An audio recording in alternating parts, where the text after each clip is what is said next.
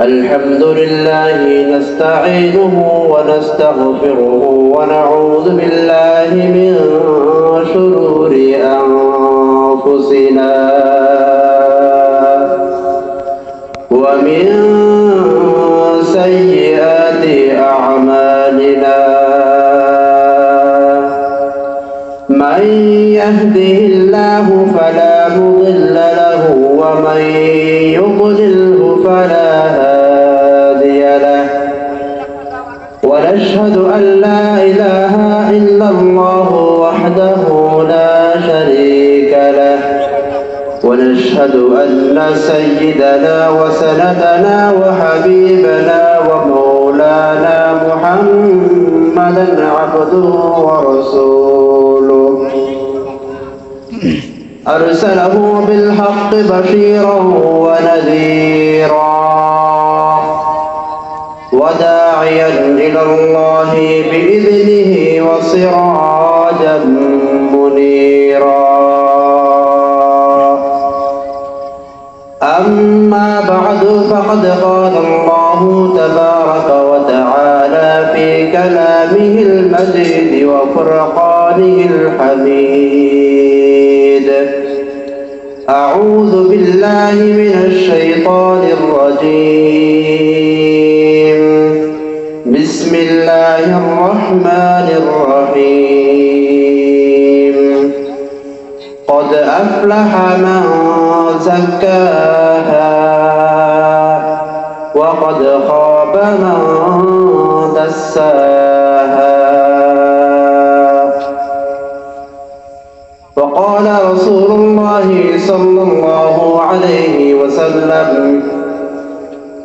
لا يؤمن أحدكم حتى أكون أحب إليه من والده وولده والناس أجمعين وقال عليه الصلاة والسلام لا يؤمن أحدكم حتى يكون هواه تبعا لما جئت به أو كما قال النبي عليه الصلاة والسلام صدق الله مولانا العظيم وصدق رسوله النبي الكريم ونحن على ذلك من الشاهدين والشاكرين والحمد لله رب العالمين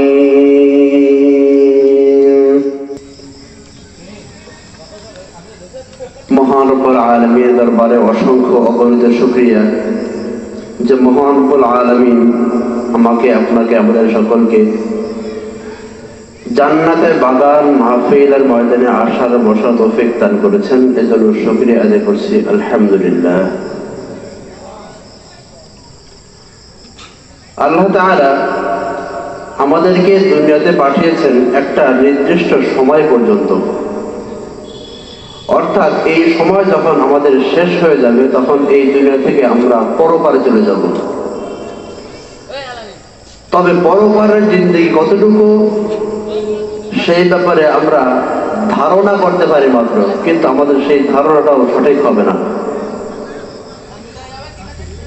মানুষের জিন্দেগিতে দুনিয়াতে যে সময়টুকু বসবাস করে ওই জিন্দেগি ওই হায়াতের একটা শুরু আছে, একটা শেষ আছে, কিন্তু আখিরাতের জীবন এমন একটা জীবন যেই জীবনের শুরু আছে কিন্তু শেষ নাই।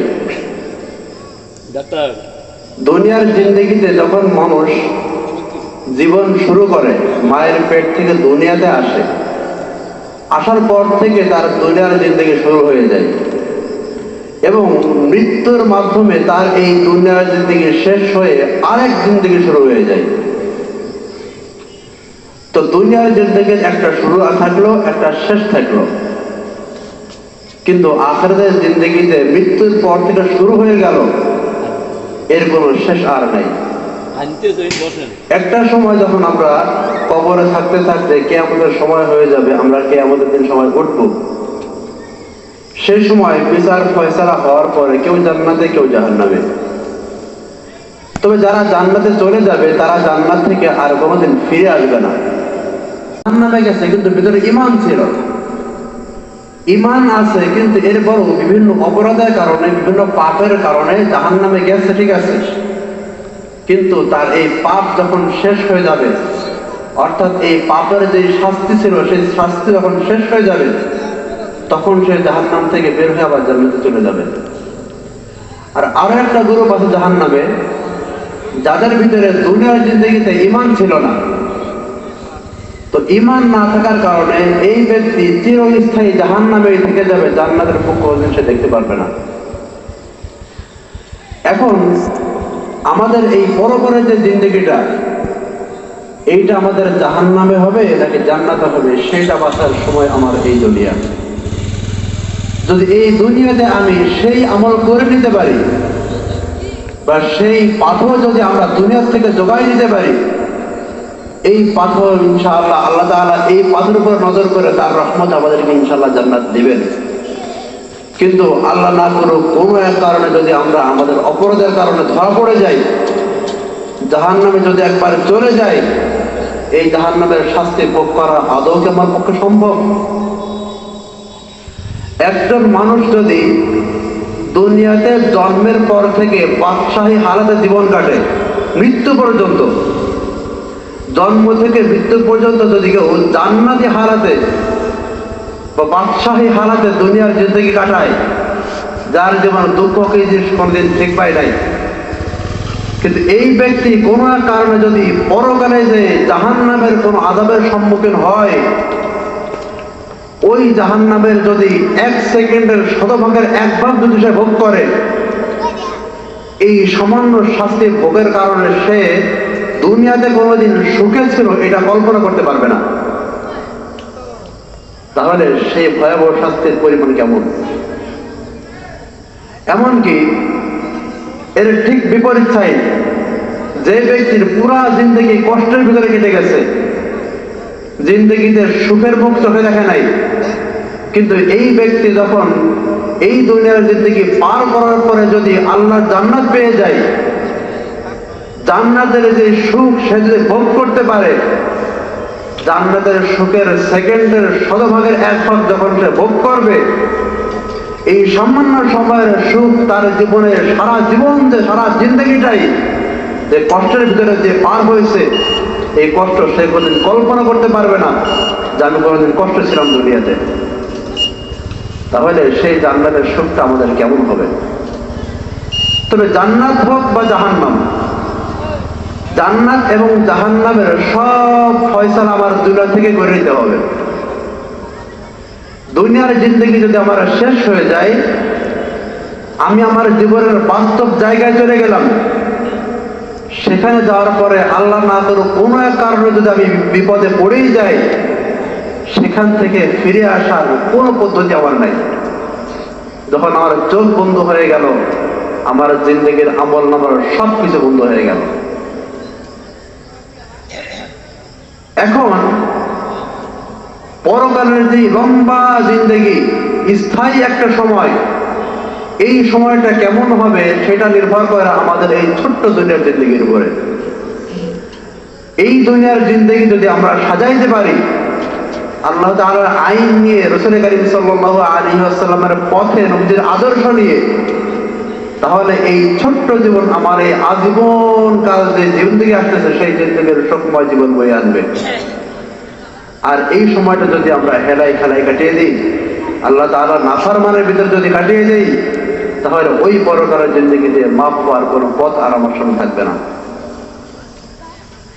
তো দুনিয়ার জিন্দেগিতে আমাদের জীবন যেভাবে পরিচালিত হবে, আমার মৃত্যুটাও ঠিক ওইভাবেই আসবে। আর একজন মানুষের মৃত্যু যেভাবে আসবে, তার জীবনের পরবর্তী যে ধাপ, অর্থাৎ পরকাল যাকে বলা হয়, মৃত্যু যেই পদ্ধতি হবে, যেই অবস্থায় হবে, তার পরকালটাও ঠিক ওই রকমই হবে।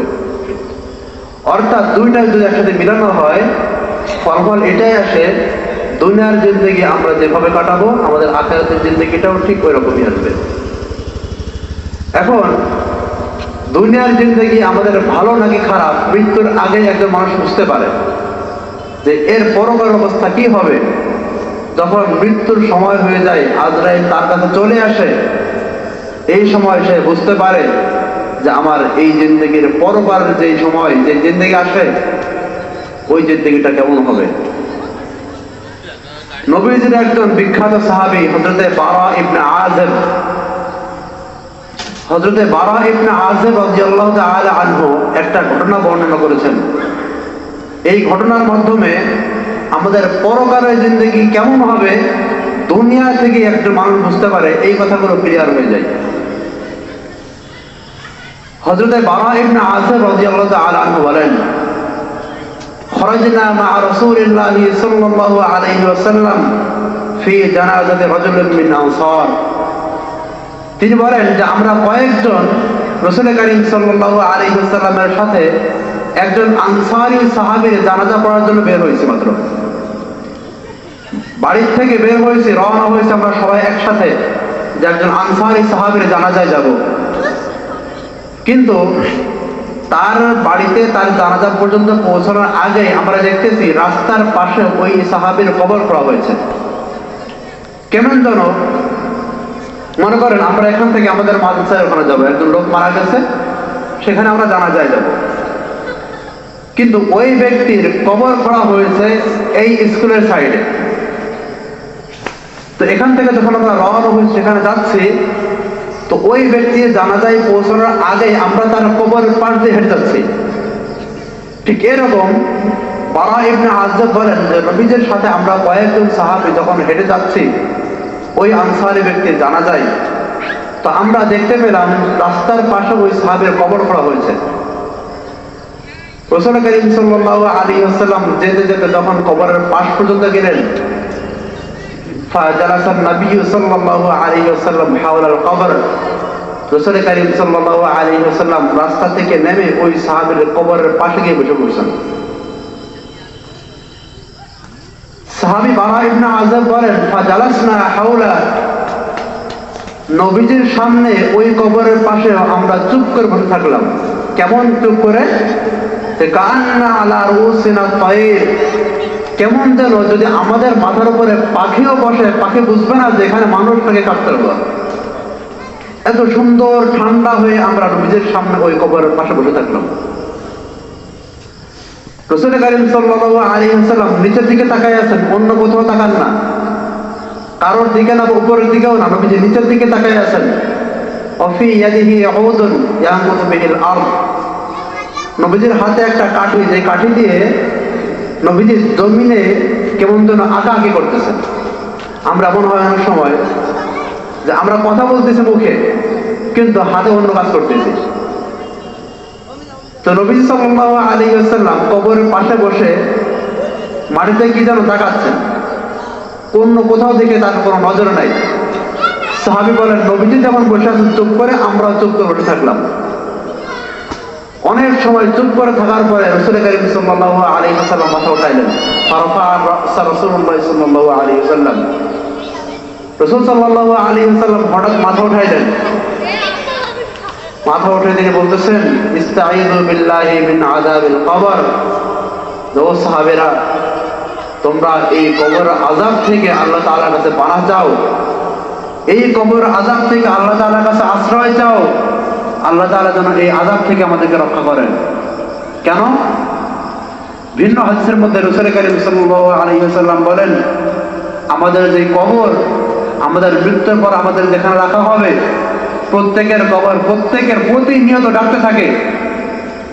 কবরের মাটি প্রতিদিন প্রতিনিয়ত আমাদেরকে ডাকতে থাকে, আমাদেরকে সতর্ক করতে থাকে, আমাদেরকে ডেকে ডেকে বলতে থাকে, আনা বাইতুল ওয়াহদা, ও মানুষ তুমি একটা কথা শুনে রাখো, আমি কিন্তু একাকিত্বের একটা ঘর, আমার এখানে কিন্তু কেউ নাই, সুতরাং সাবধান, এখানে আসার আগে হিসাব করে আসবা, এখানে আসার পরে তোমার সাথী তৈরি করে নিয়ে আসবে এখানে, কারণ এখানে তোমার সাথে আর কেউ থাকবে না তোমার আবুল ছাড়া। কবর আমাদেরকে ডেকে বলতে থাকে, আনা বাইতুল যুলমা, আমি অন্ধকার জগতের ঘর, অন্ধকার একটা ঘর, এখানে বাতের কোনো ব্যবস্থা নাই, সুতরাং এখানে আসার আগে বাতের ব্যবস্থা করে এসো। আনা বাইতুদ দুধ, আমি কিন্তু পোকা মাকড়ের ঘর, আমার কাছে আসার আগে সাবধান সাবধান সাবধানে এসো। কবর আমাদেরকে প্রতিনিয়ত ডাকতে থাকে, কিন্তু আমরা তো দুনিয়ায় চলি দম্ভ অহংকার নিয়ে। নবীজি সাল্লাল্লাহু আলাইহি ওয়াসাল্লাম অন্য হাদিসের মধ্যে বলেন, তোমরা যখন জমিনের মধ্যে হাঁটো, জমিনে যখন চলতে থাকো, খুব সাবধান চলাফেরা করো, কারণ এই কবর ততক্ষণ আপনাকে সহ্য করবে যতক্ষণ আপনার এই দুনিয়ার জিন্দেগি আছে। এই দুনিয়ার জিন্দেগি শেষ করার পরে যখন আমি এই কবরে বেড়ে যাব, কবর তখন তার আসল পরিচয় দেবে আমাদের কাছে। কবর তার মূল চেহারা দেখাবে যে তুমি আমার পিঠের উপরে দুনিয়ায় থাকতে কি অহংকার দম্ভনে চলেছিল, আজ তুমি আমার কাছে ফিরে এসেছো, আজ দেখবা তুমি আমার আসল চেহারা কেমন হয়। কবর তখন ওই ব্যক্তিকে চাপ দিবে, বিশাল জায়গা তখন ছোট হয়ে যাবে, এমন চাপ দিবে শরীরের হাড়গুলো ভেঙে একটা আরেকটার মধ্যে ঢুকে যাবে। তখন আমাদের বুঝে আসবে দুনিয়ার জিন্দেগিতে আমরা কিভাবে চলেছি। কিন্তু ওই সময় বুঝে আমার লাভটা কি, আমার কোনো উপায় নাই। তো এই কবর আযাব থেকে তোমরা সবসময় আল্লাহ তাআলার কাছে পানাহ চাও, আশ্রয় চাও। আল্লাহ তাআলা যেন এই কবর আযাব থেকে তোমাদের সহ আমাদের সকল হেফাজত করেন। সাহাবী বারা ইবনে আযিব বলেন, কবরের পাশে বসে নবীজি আমাদেরকে ঘটনা শোনাইলেন। একজন ব্যক্তি যখন ইন্তেকাল করে, দুনিয়ার জিন্দেগি শেষ হয়ে পরকালের জিন্দেগি শুরু হবে মাত্র, ওই সময় একজন ব্যক্তির অবস্থা কেমন হয়?